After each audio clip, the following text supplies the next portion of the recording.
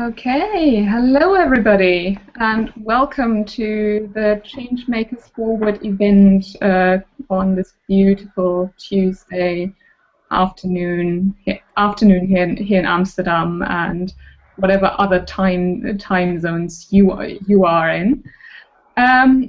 We are or we've just so we've just started live streaming, and you can also see already, if you're on the Mighty Bell community, some of us are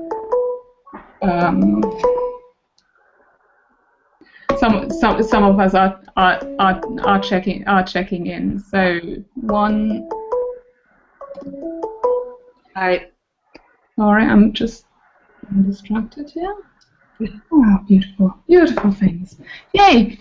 So, two things you need to know. One is what we're here to talk about community for change, and the question, of course, is why community for a change maker? And so, one of the things when Fabiola and I were talking about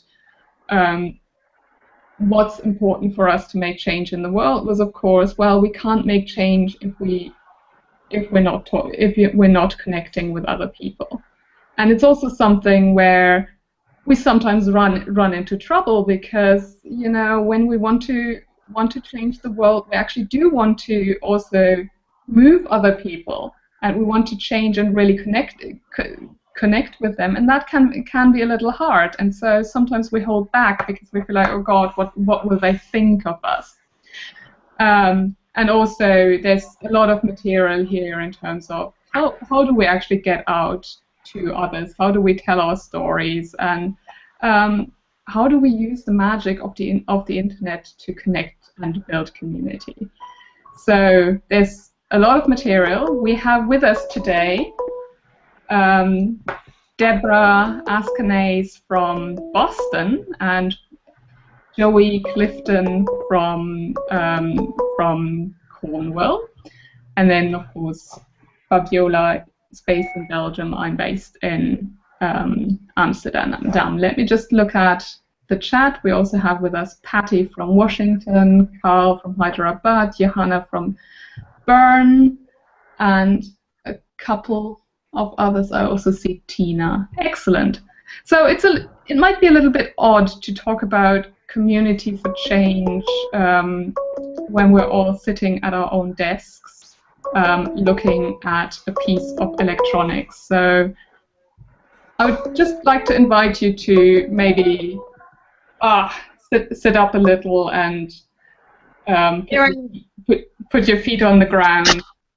And imagine not looking at a piece of electronics, but actually imagine we're sitting together in this beautiful circle to have a conversation together, because this is really, it's about human beings and it's about connecting, and we can do that even in this amazing space where we're physically at our desks but practically connected with people from India and the US and Switzerland and everywhere. So welcome everybody.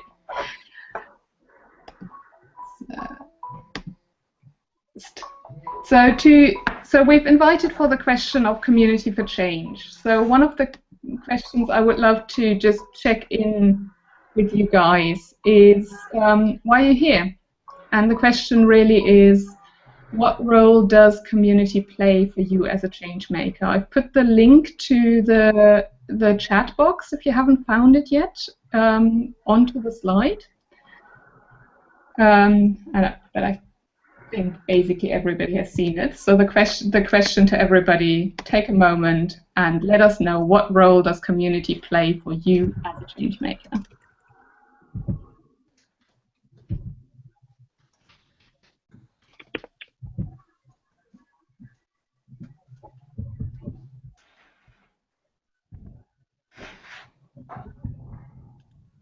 What role does community play for you as a change maker?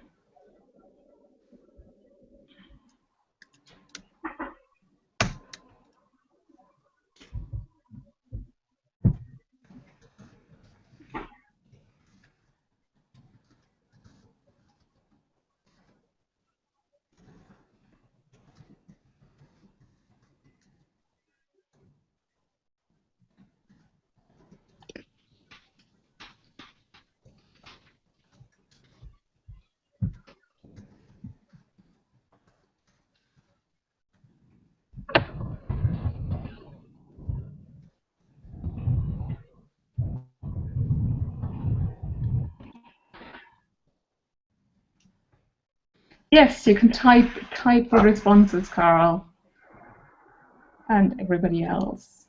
So we have Fabiola who's saying it's about Great, I will be doing that. It's about collaboration, empowerment, breaking the feeling of isolation. What else do we think about community for us as change makers?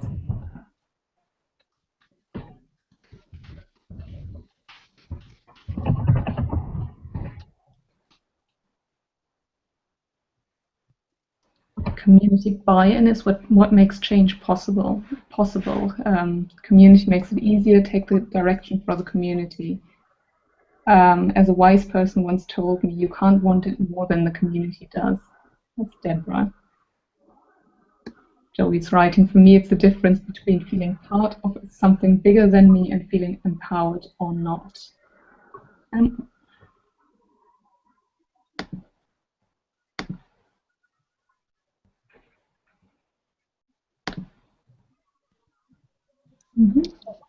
The change maker exists to solve the needs of the community. Change is in the context of the community and for the benefit of the community. Johanna says belonging and supporting each individual in bringing his or her gifts and gifts to the world.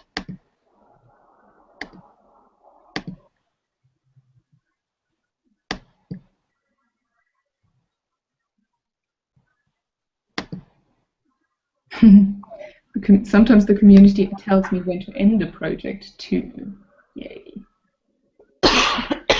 Noticing that for me personally, I'm taking a lot of motivation from community. So I'm noticing that that's where a lot of my my joy comes from, in just interacting with other people and seeing kind of what they bring to the table and learning from them, etc.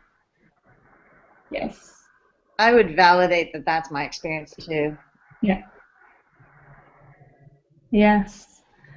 Yes. So we're talking about community today, and just again, we have, as I said, we have invited two people who we felt like know a thing or two about community, but also I know that there's a bunch of people on this call, on this chat, that know a lot about community as well. So maybe, if you want, I'm just going to post the link directly to this Hangout in the chat as well, so that if you want to jump in and join us on video and with voice, you'll be very welcome to do that.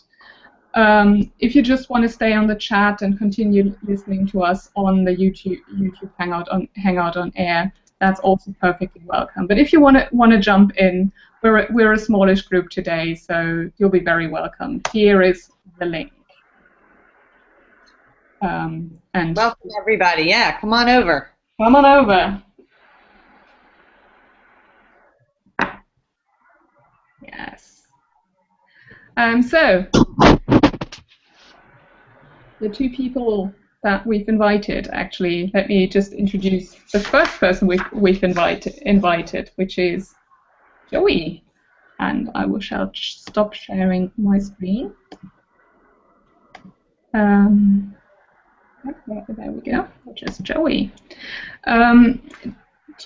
I've come across Joey's work because he's a coach that is focusing on sustainability, on helping people to make a change in the world. And I think basically, Joey, you've started off as an activist, and then kind of come into the world of organizations that want to change the world, and realized actually it really matters how we treat each other, and how we deal with one another, and how we take care of ourselves. So where does community come in for you in this whole story?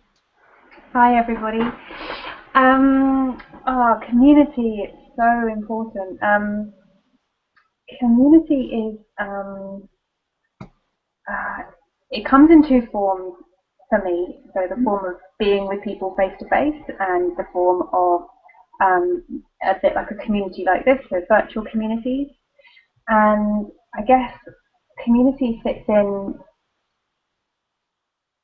The importance of community is basically evolutionary. We always have been community beings, and we always will be. And just because the way that we appear in communities has changed more recently, makes it kind of even more important to focus on it, I think. And so I guess in the sustainability world, community is important because the challenges that we face are so, they can be so heavy, they can be so big, they can be incredibly overwhelming and paralyzing and exciting, and I think being in that space with other people there's something that makes it okay.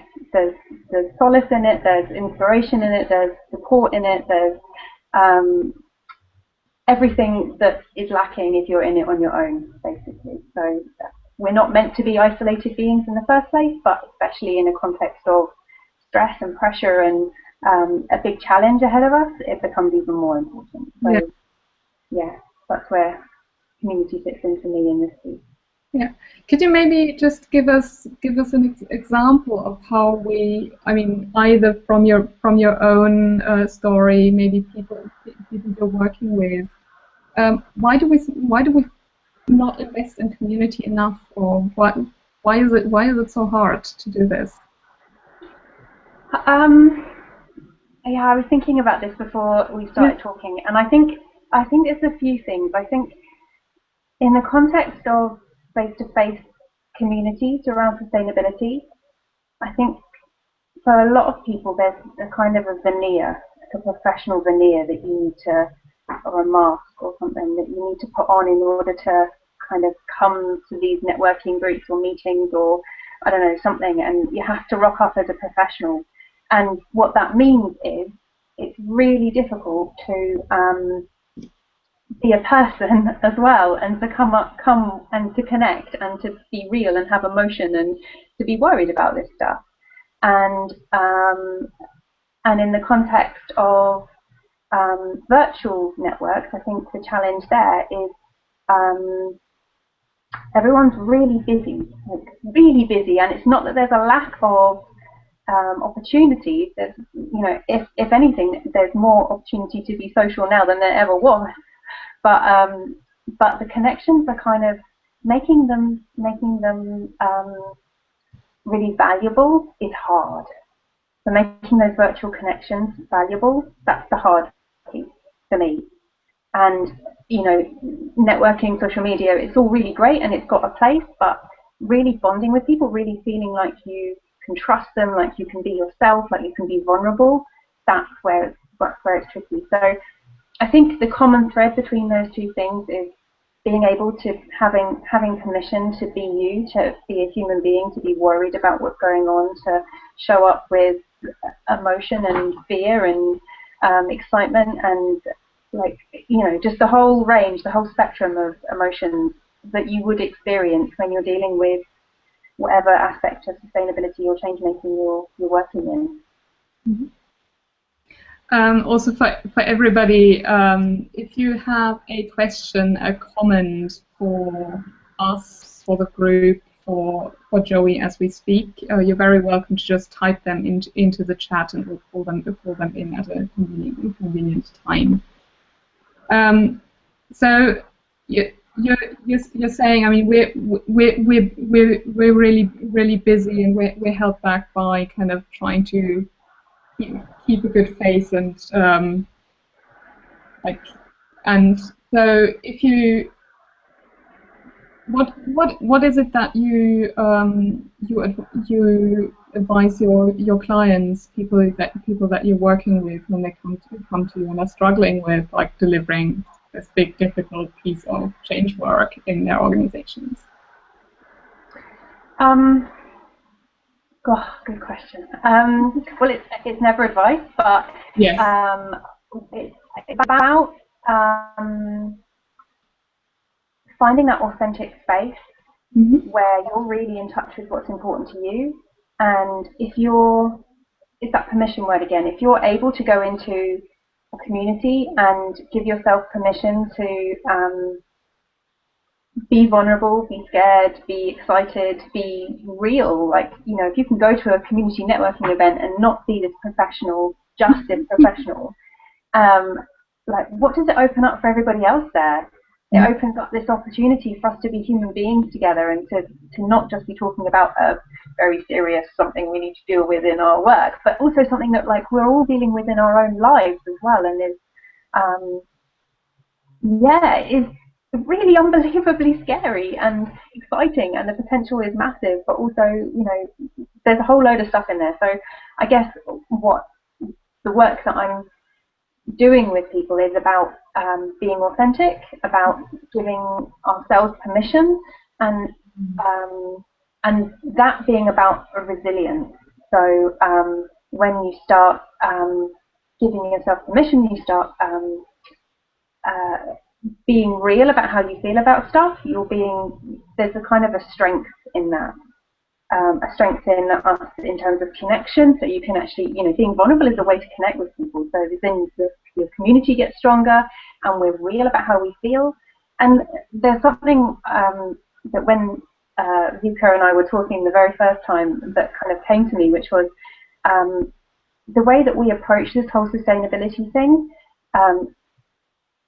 It's got to be a reflection on what we want to be what we want our communities to be like at the end. So if we approach it in a way that community is really important and we can be vulnerable and real and honest and authentic, then we're going to create a much more real, vulnerable, authentic, honest community at the end of it as well. So I think that parallel is really important to remember, and we have to kind of be brave in being that kind of real, being that real place.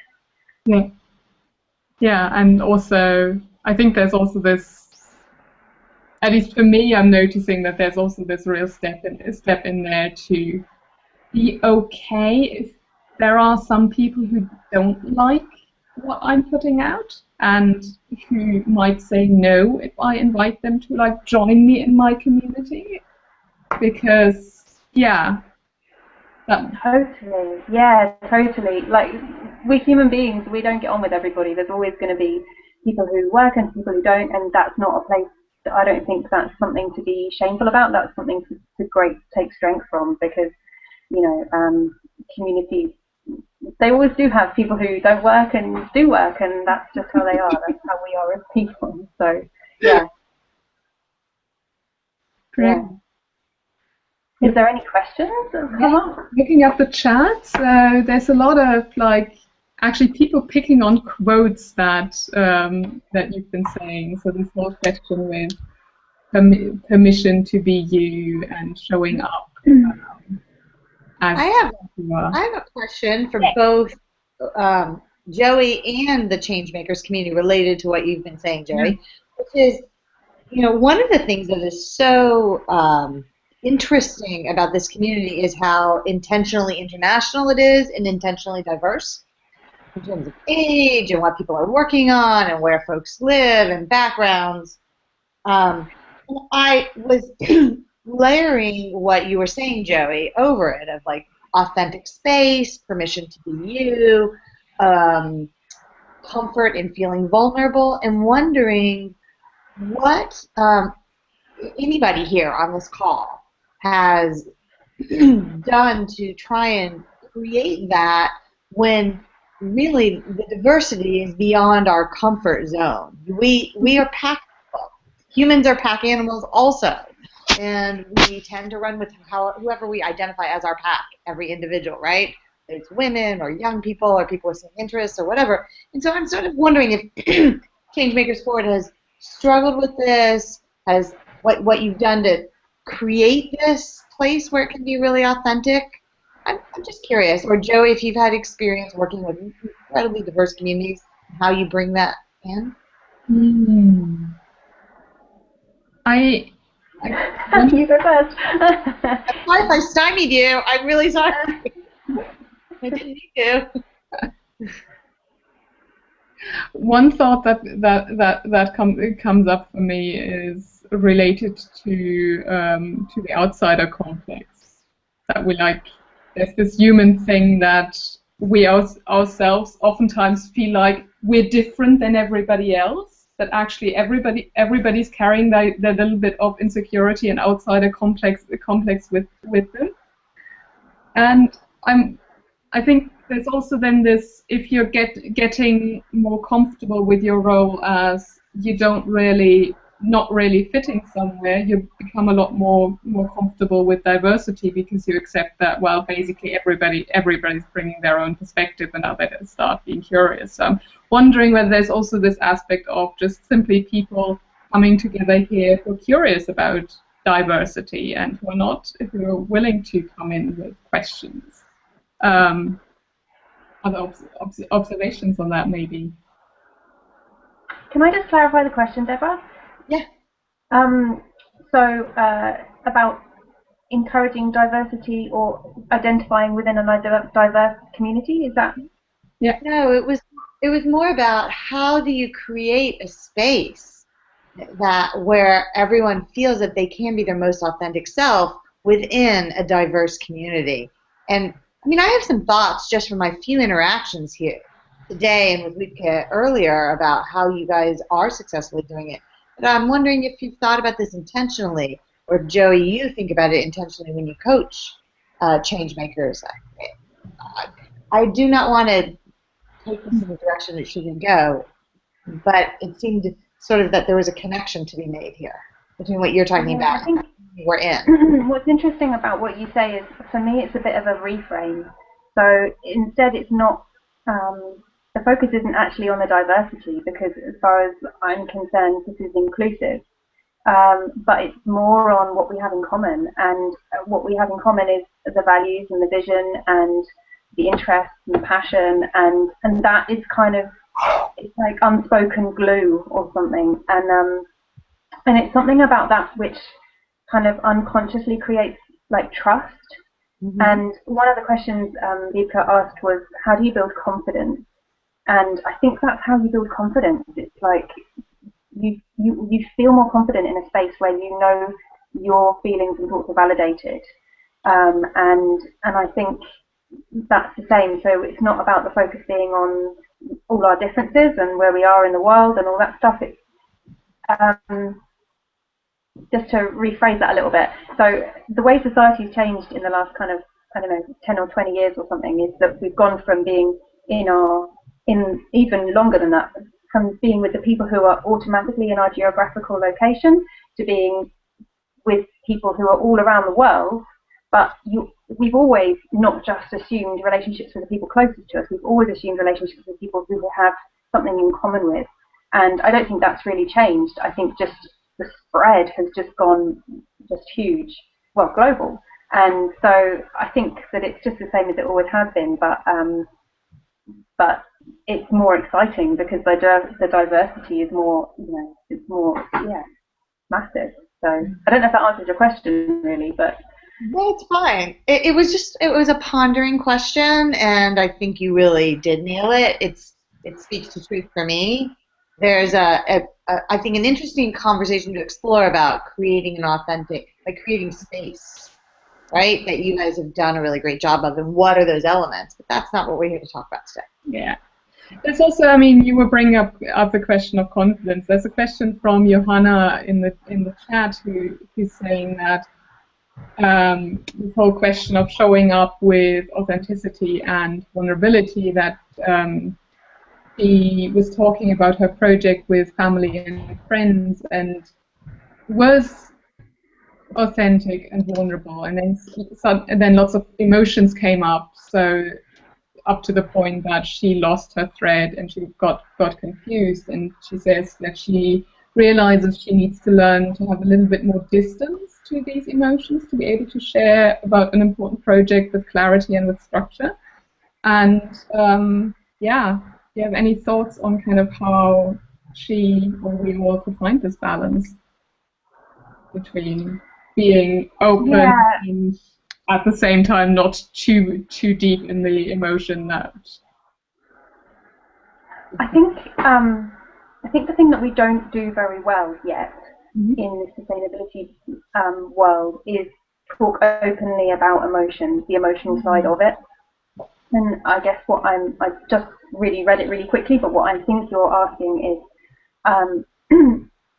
how do you manage the emotional side of it when you're talking quite rationally about it with people who don't necessarily understand the same depth or level as you, a project you're working on. And I think it's really hard.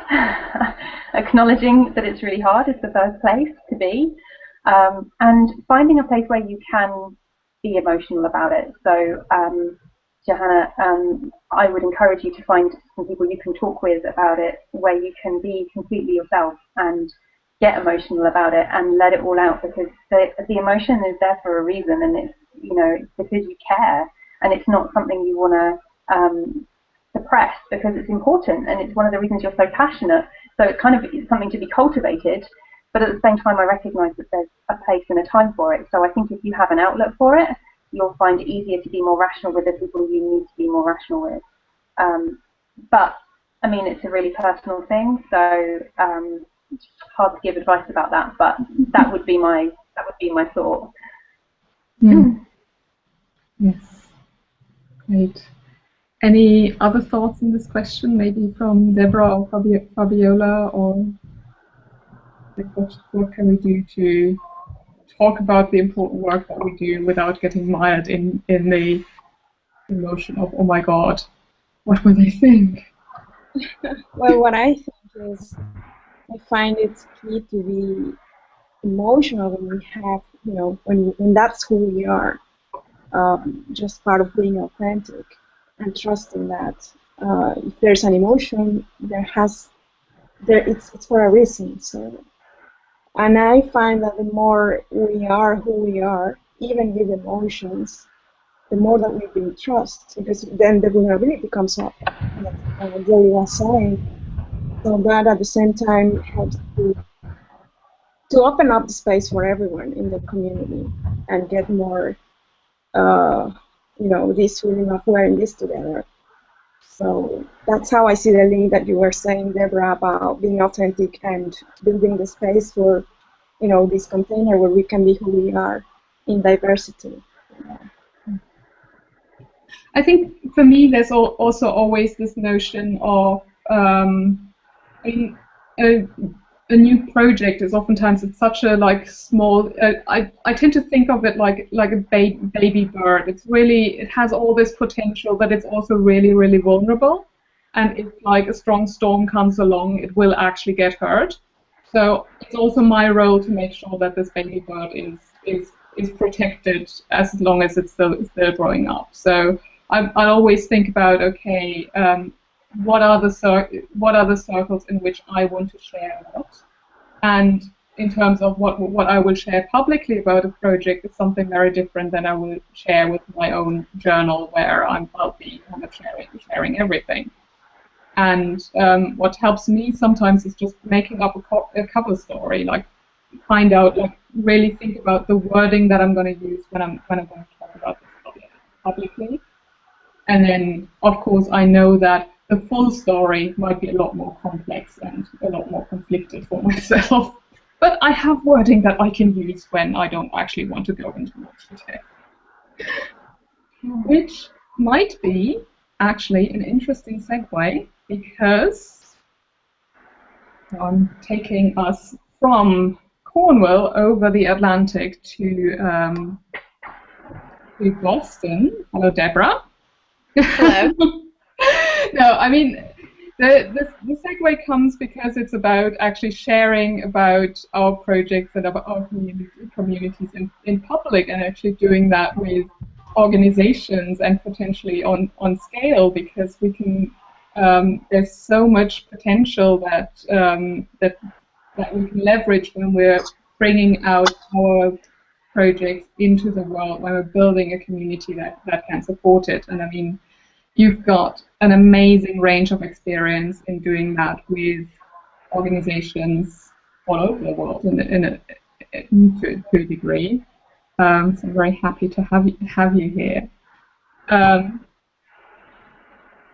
You know, I wouldn't mind starting, if I might, with with a seg right from what we were talking about and connecting it, and then get back to you, which is it's very interesting. So I feel like this piece that Joey's talking about the permission to be you and being your authentic self, is just absolutely critical when building a community.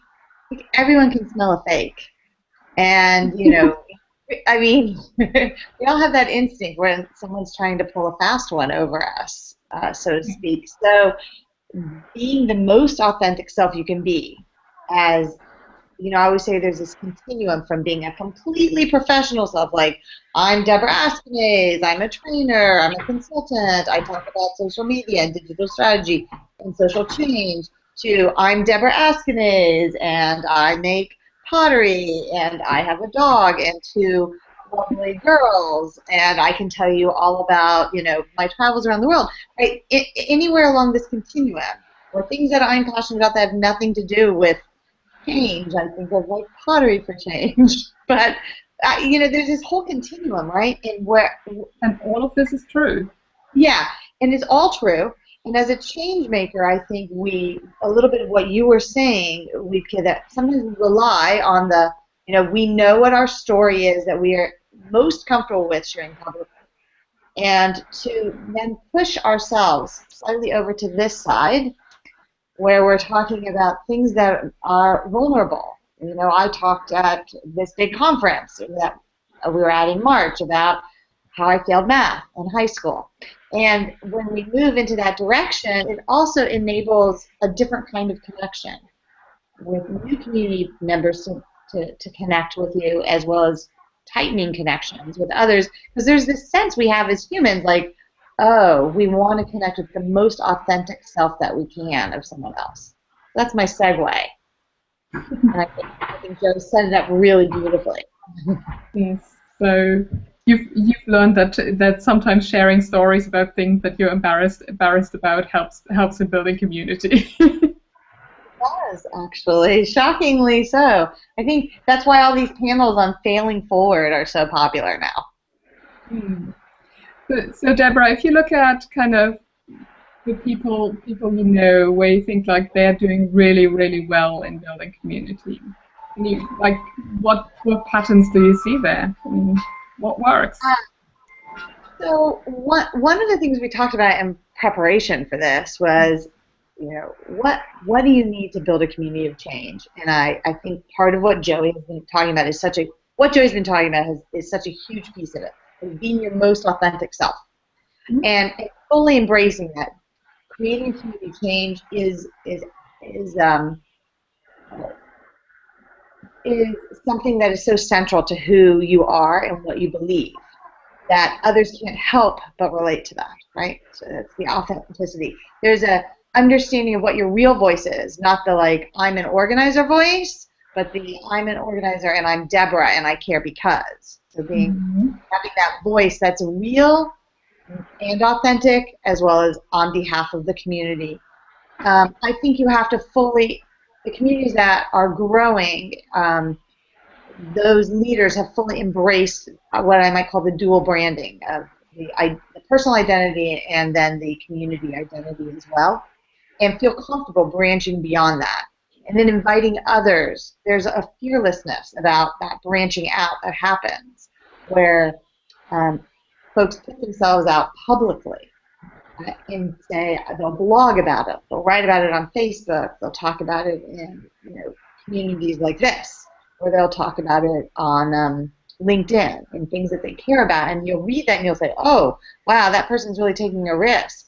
But the reward, the payoff is so huge, because that's how others connect and come into the community, is by finding out about it. So you have to go public. And then they're very intentional about inviting connection, not only being public, but saying, connect with me. So I noticed Carl in his profile in the Changemakers community says, connect with me on LinkedIn. These are the things that I care about.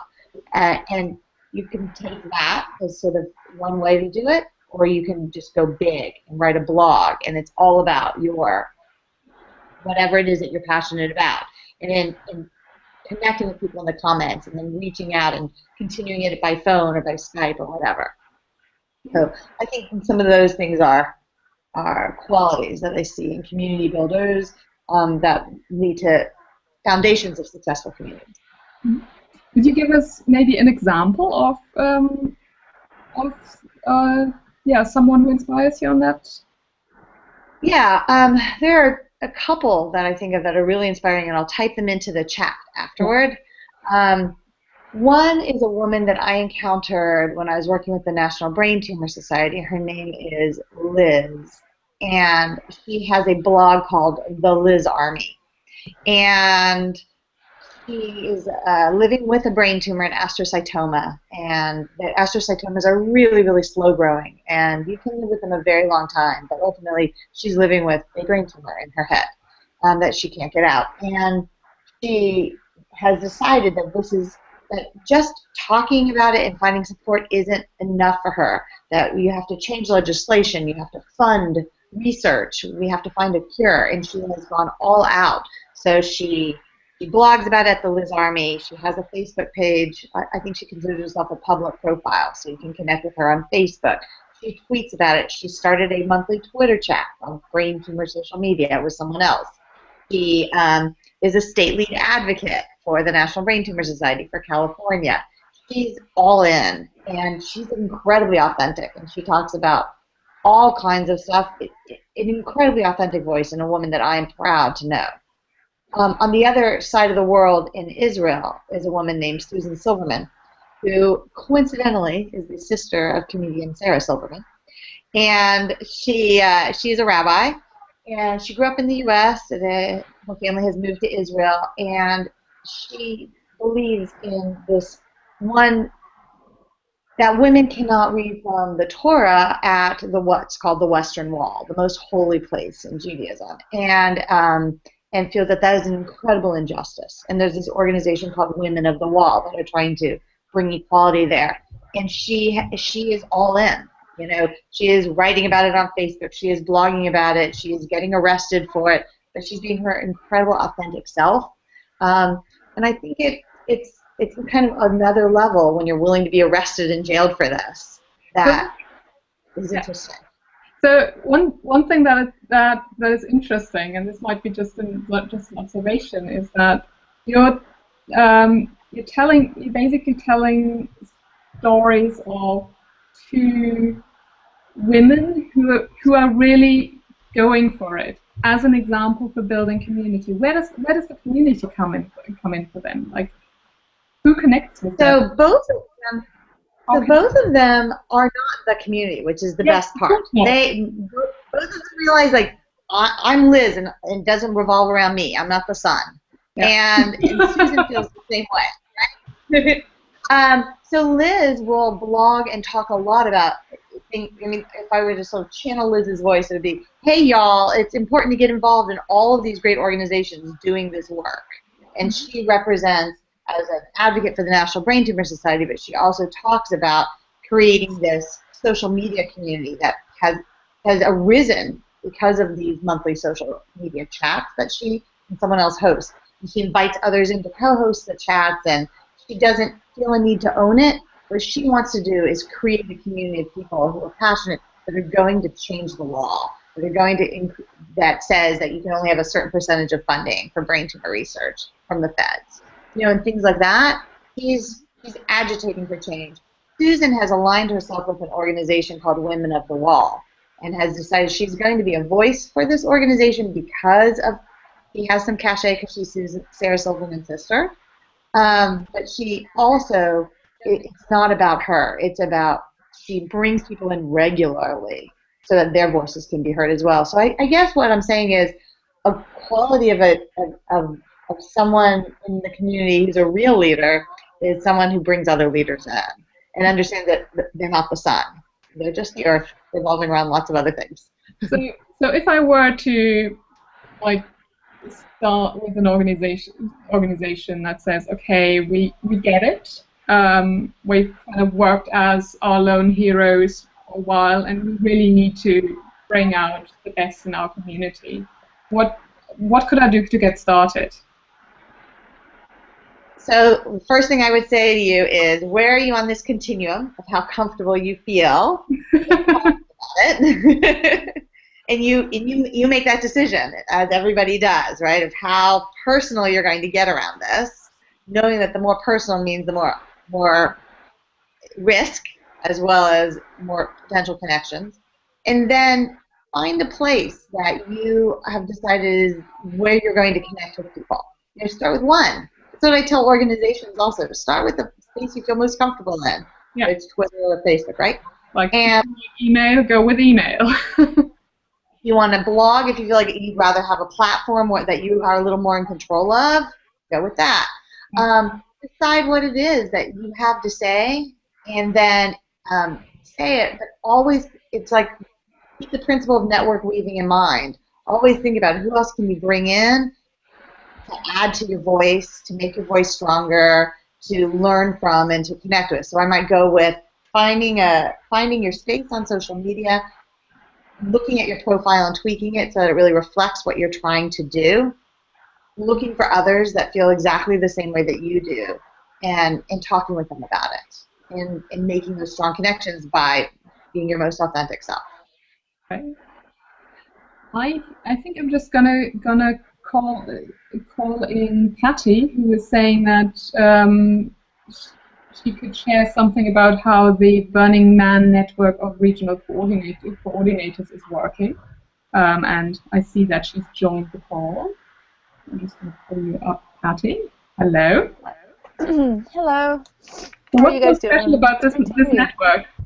So, all right. So, Burning Man is fascinating. I'm not sure if you've heard of it or not, but the event itself is this huge 70,000 person experiment and temporary community that happens out in the Nevada desert once a year, every August.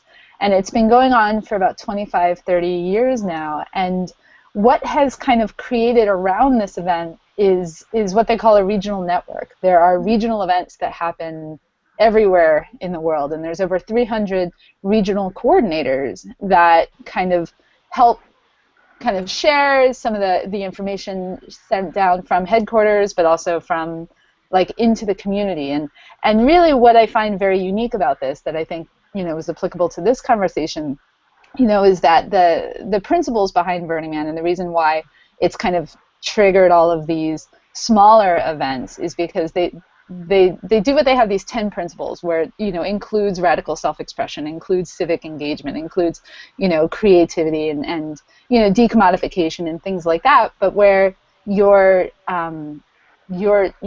being everything that you want to be in your community, very much with the support of this entire community behind you.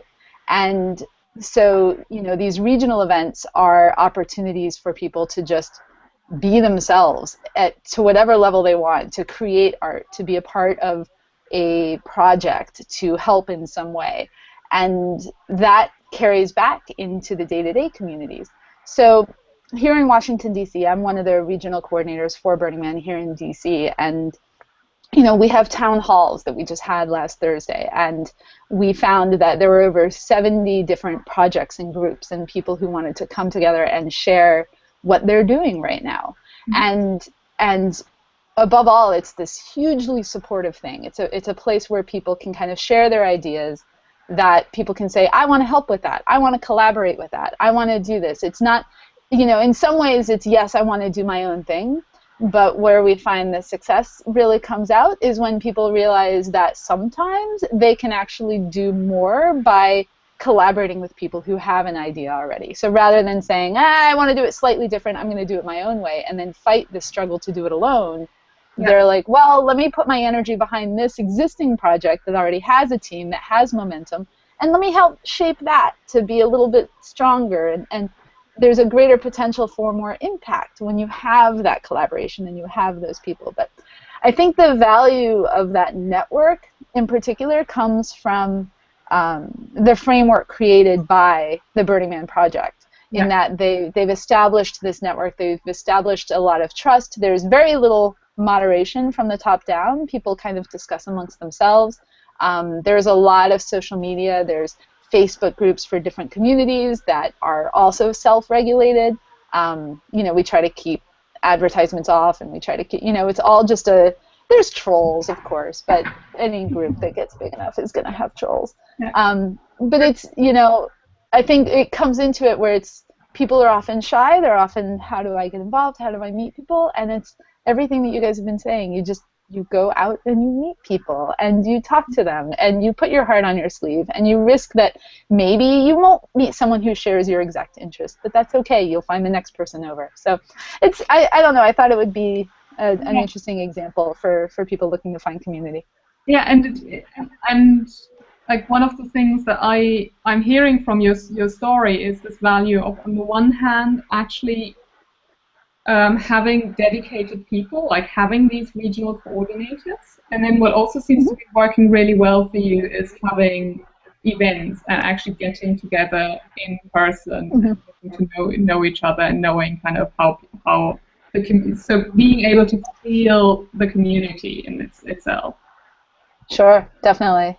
Yeah, and I mean, I work for a virtual company, so I get both sides of the coin, right? I get the community through Burning Man here in DC, but then I have my coworkers through this kind of medium. So there's a lot of these conversations, on the computer. So there's a value to the personal engagement for sure.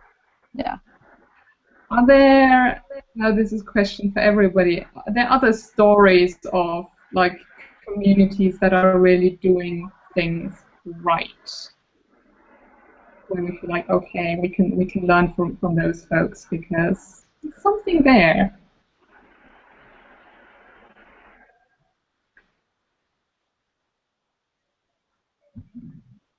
I mean, one story that comes to mind for me, one organization that comes to mind for me is Toastmasters International. You might have come across them. They do a lot of public speaking training, actually, worldwide. And one of the things about this organization is they have like 300,000 members, but like a really, really tiny headquarters. And the entirety of the organizing is happening through volunteers. I mean, there's an office, but they're basically just a glorified mailing room. And what I found that one of the reasons this actually works as a community is because they have invested a lot in defining process. Like, I can go to any Toastmasters club all over the world. The meetings are somewhat working the same. Also, when I step up as a volunteer, I have very defined, these are my tasks to do. These are the expectations that are given towards me, and there is a limited amount of time that I can serve in a certain position. Like as a club president, it's 1 year. Afterwards, I'm rotated out. So there's something about like actually making it easy for people to join, because it's actually clear what tasks could be that is working very well for them. I don't have a particular example, but I have a very strong feeling about this, which is that organizations aren't going to matter at all in about 15 years. It's really going to be the organizations that will succeed are the causes, and the causes that have built into their DNA an enabling aspect that enables and welcomes anyone to be, it gives their paths for anyone to be part of the community in a real way in which they matter, and to grow and offer some kind of their own input to make it their community too. Like an organization that does that really well is DoSomething.org, where they really are just, like you say, like in a way it's completely different than Toastmasters, but they are a platform. That's really all they are, is a platform for anyone it's targeted, say, age 32 and under. Anyone who is about in that age range to do something. And it's really targeted at teens, like make a difference. Okay, let's enable you, let's give you the tools to do it. Now go make a difference in your community. And I have that thought that it's less about how thinking of examples, but thinking about what is the structure for the future for an organization. And it sounds like Burning Man enables that as well. Any thoughts? Is that true that it's the causes that will succeed, or will we still have organizations in 15 years? You can just shoot me if it isn't. Not shoot me.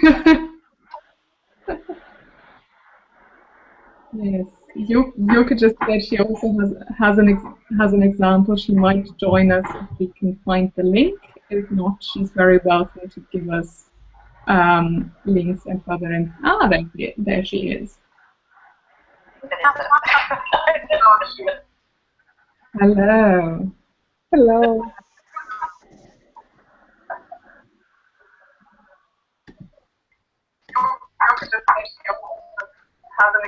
Has an example she might join us. You can pause the YouTube video, otherwise we have. Okay, my connection is poor, so I will try. But I'm actually part of an organization which is like a worldwide network of communities. Mm-hmm. I don't know if anybody heard of Constellation. No? So it's called the Constellation for Community Life Competence, and basically it connects communities in lots of countries like India, a few African countries, but also Europe, and it's a bit like what you said. Like Deborah, like anybody can be part of it, and that's how I got engaged as well. I got really enthusiastic about working with communities, and then I was invited to facilitate meetings, and so I gathered more facilitators to join.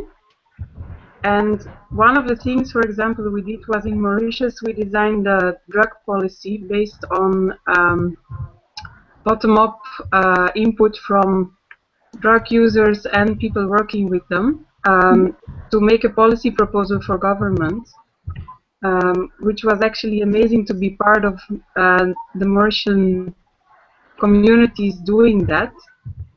And anybody could join. So yeah, I don't know if that is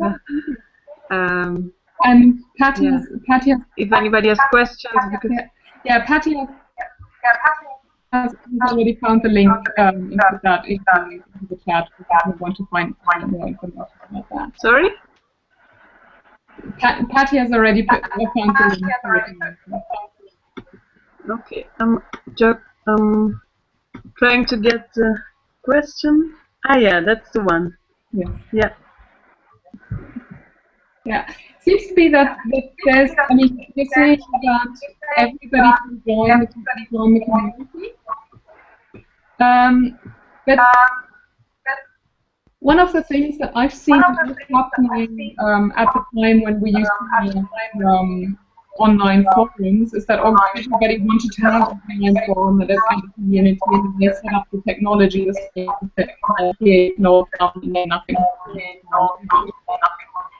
So there seems to be this very clear as well that you need to have leaders who actually work with the community to give them a reason for that.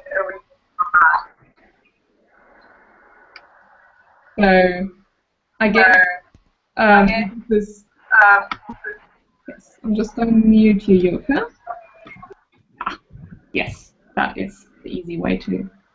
The question, and this is now really back to everybody, is if we're thinking about the communities we are engaged in as change makers, what are useful practices that we have in order to invite people into community and give them good reasons to come back and to engage? Because we know that it's not just about like setting up a meeting, we also need to arrange the chairs and make sure that there's a good program. It's also not just about like creating a Facebook group or creating an online forum. It's about the actions and interactions that we provide there. So for your own communities, what are useful practices that you can think of to invite people in to engage?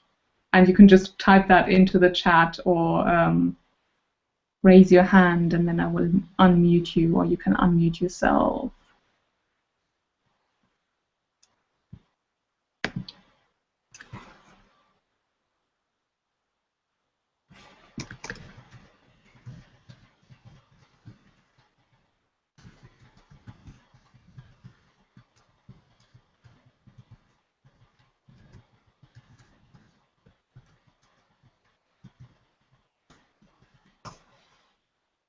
Mm-hmm.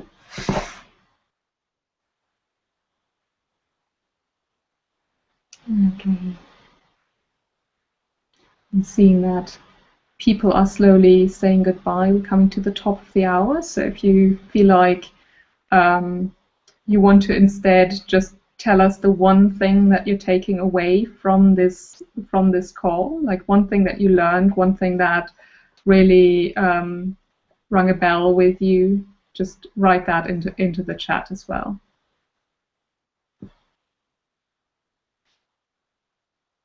And then I think,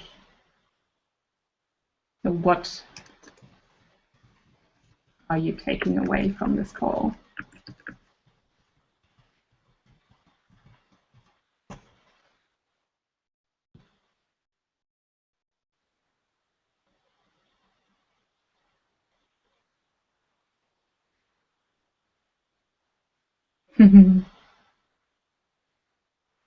It's a wonderful chat to be part of. Yay.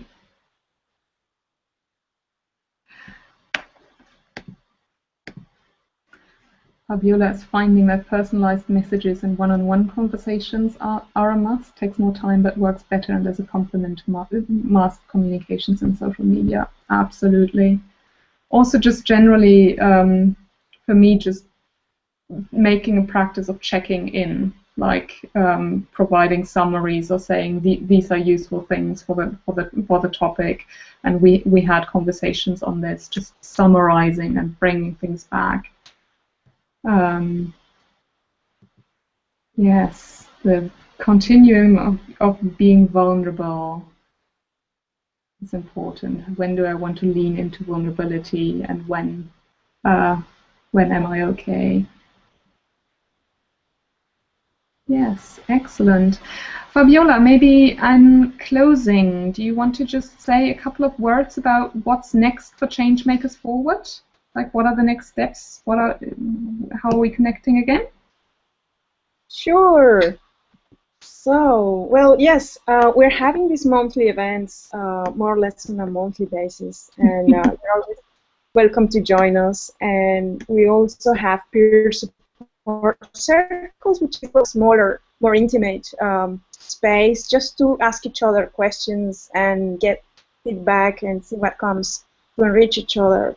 We also have, we're starting to create some meetups, online meetups, which we call Meet the Changemaker, which is more where we share more in depth about what we are doing, who we are, and why we're doing what we're doing, and just kind of networking a bit more. So I think that's basically it. And we are, you know, as you can see, we're in the early stages of building this community, and it's already going great. So thank you so much for being here with us today, everyone. Great. Thanks, Fabiola. And if you want, you can, like, the chat will stay open and we'll keep responding if you have further questions. Otherwise, I want to say thank you to Joey and to Deborah and to Patty and Joke and Fabiola and Carl and everybody else who joined us on the chat. It's been very lovely to connect with you about such an important topic, and I hope we can, like, leverage this and actually build communities for change, because yay, this is so necessary. Thank you all. Bye bye.